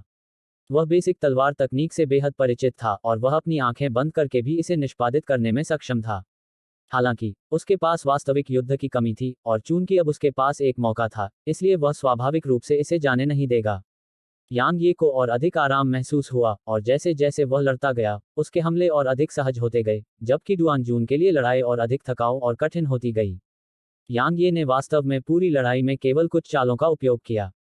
भले ही यह केवल कुछ चालें थीं, लेकिन जब फुर्तीले तरीके से उपयोग किया गया तो वे चालें डुआन जून के लिए बहुत सिरदर्द थीं। इसके अलावा यांग ये की गति और ताकत उसके लिए चौंकाने वाली थी, और उसने कभी नहीं सोचा था कि बेसिक स्वॉर्ड तकनीक में वास्तव में इतनी ताकत है। अब इसे खत्म करने का समय आ गया है। जैसे जैसे उसे लगा कि वह बेसिक स्वॉर्ड तकनीक में और भी निपुण होता जा रहा है, यांग ये के मुंह के कोने एक चाप में मुड़ गए। उसके बाद उसके हाथ में तलवार की गति बढ़ गई और उसने डुआन जून पर एक भयंकर हमला किया। जब उसने यांग ये को अचानक भयंकर हमला करते देखा, तो डुआन जून के दिल में घबराहट हुई और उसकी तलवार की चाल अव्यवस्थित हो गई। यांग ये की आंखें चमक उठीं और उसकी तलवार सीधे डुआन जून की छाती की ओर चली गई। इससे डुआन जून चौंक गया और उसने तुरंत उसे रोक दिया। ठीक इसी समय यांग ये की तलवार अचानक वार से वार में बदल गई, और यह एक बेहद मुश्किल कोण पर डुआन जून के दाहिने हाथ में घुस गई। उसके दाहिने हाथ पर लगी चोट से ताज़ा खून की धार बह निकली। उस समय तीव्र दर्द के कारण डुआन जून ने तीखी चीख निकाली और फिर उसके हाथ में मौजूद ग्रीन हॉर्नेट तलवार उसकी मुट्ठी से छूटकर मैदान में गिर गई। उसी समय ठंडी चमक से ढकी एक तलवार ने उसकी गर्दन को छुआ। डुआन जून हार गया था। जब उन्होंने यांग ये की तलवार को डुआन जून की गर्दन को छूते हुए देखा, तो आसपास का शोर शराबा उसी समय गायब हो गया था, और अखाड़े के नीचे से एक भी आवाज नहीं आ रही थी। हर कोई पूरी तरह से स्तब्ध था, और यहाँ तक कि एक गिरती हुई पिन भी सुनी जा सकती थी। हा। बाओ र ने अपने आसपास के सभी बाहरी दरबार के शिष्यों पर नजर डालते हुए जोर से हंसी। ऐसा लग रहा था जैसे वह कह रही हो, देखो, मेरी दूरदर्शिता बेहतर थी। इस समय सभी बाहरी दरबारी शिष्यों के चेहरे पर अभी भी स्तब्धता थी। उन्होंने कभी नहीं सोचा था कि तलवार की तकनीक का उपयोग करने के बाद भी डुआन जून हार जाएगा, और वे अब तक भी इस तरह के परिणाम को स्वीकार करने में असमर्थ थे। अखाड़े में यांग ये ने हरे कपड़े पहने आदमी को देखा जिसकी आंखें आतंक से भरी थीं, और उसने कहा, मैं तुम्हारी जान बख्श सकता हूं। यह सुनकर डुआन जून के चेहरे पर प्रसन्नता के भाव प्रकट हुए, और फिर उसने कहा, सचमुच? जैसे कि उसे कुछ सूझा हो, उसने आगे कहा, जाओ आगे बढ़ो और मुझे अपनी शर्तें बताओ। आपके साधना संसाधन और सोने के सिक्के। यांग ये ने कहा, ठीक है, ठीक है। डुआन जून ने जल्दी से सिर हिलाया, और फिर उसने यांग ये को देने से पहले एक थैली और एक चांदी के रंग का कार्ड निकाला। उसने कहा, यहाँ 20 ऊर्जा पत्थर हैं, मुझे आज ही मिले हैं। दूसरी ओर इस कार्ड में लगभग 10,000 सोने के सिक्के हैं, और इसका उपयोग पूरे ग्रैंड किन साम्राज्य में किया जा सकता है। यांग यी की पलकें झपक गईं जब उसने सुना कि उसमें 10,000 सोने के सिक्के हैं, और फिर उसने थैली और कार्ड को एक तरफ रख दिया। जब उसने यांग ये को उन्हें दूर रखते हुए देखा, तो डुआन जून की आंखों की गहराई में आक्रोश की एक झलक दिखाई दी, और उसने अपने दिल में कहा, बस तुम रुको, मैं आज की दुश्मनी को भविष्य में 100 गुना चुकाऊंगा। जब उसने पुष्टि की कि थैली में वाकई 20 ऊर्जा पत्थर हैं, तो यांग ये ने मुस्कुराते हुए डुआन जून को सिर हिलाया। जब उसने यांग ये को मुस्कुराते हुए देखा, तो डुआन जून ने राहत की सांस ली। हालांकि ठीक इसी समय यांग ये की आंखें सिकुड़ गईं और उसने अपने हाथ में तलवार को डुआन जून की बाहों और पैरों की ओर घुमाया। आह! एक तीखी और दयनीय चीख तुरंत अखाड़े में गूंज उठी। डुआन जून के हाथ और पैर काट दिए गए, जिससे डुआन जून के हाथ और पैरों से फव्वारे की तरह ताज़ा खून बहने लगा, और इस तीव्र दर्द के कारण डुआन जून का पूरा चेहरा मुड़ गया और विकृत हो गया। क्यों? क्यों? क्यों? डुआन जून जमीन पर लेट गया और यांग ये पर पागलों की तरह चिल्लाया। यांग ये ने उपहास के साथ हंसते हुए कहा, मैंने तुमसे कहा था कि मैं तुम्हें नहीं मारूंगा, लेकिन मैंने यह नहीं कहा था कि मैं तुम्हें अपंग नहीं करूंगा। मैं अपने बगल में एक आपदा को जीवित रखते हुए शांति से सो नहीं पाऊंगा। जैसे ही उसने बोलना समाप्त किया, यांग ये क्रॉस लेग बैठ गया और अपने शरीर के भीतर गहन ऊर्जा को पुनः प्राप्त करने के लिए एक ऊर्जा पत्थर निकाला। डुआन जुन इतना क्रोधित हो गया कि उसने मुंह में ताज़ा खून थूक दिया, और फिर वह जमीन पर गिरकर उग्रतापूर्वक गालियां देने लगा। अखाड़े के नीचे बाहरी प्रांगण के बुजुर्ग ने उदासीनता से डुआन जून की ओर देखा जो जमीन पर लेटा हुआ था, और फिर उसने अपना सिर हिलाकर दूसरों को डुआन जून को वहां से ले जाने का निर्देश दिया। अरे, ऊर्जा पत्थर सौंप दो। बाओ एजियांग क्यूशुई और अन्य लोगों के पास भागी, और फिर उसने अपना छोटा हाथ बढ़ाया और कहा, मैंने इसे गिन लिया है, और आप सभी को मुझे कुल 390,000 ऊर्जा पत्थर देने हैं। जल्दी से इसे सौंप दो। जब उन्होंने यह सुना, तो सभी बाहरी प्रांगण के शिष्यों के चेहरे तुरंत ही भयानक रूप से पीले पड़ गए। हेलो दोस्तों, आप सभी लोगों से एक रिक्वेस्ट है कि कृपया MP स्टोरी बॉय चैनल को सब्सक्राइब करें और वीडियो को लाइक करें। कमेंट करना मत भूलिए। धन्यवाद।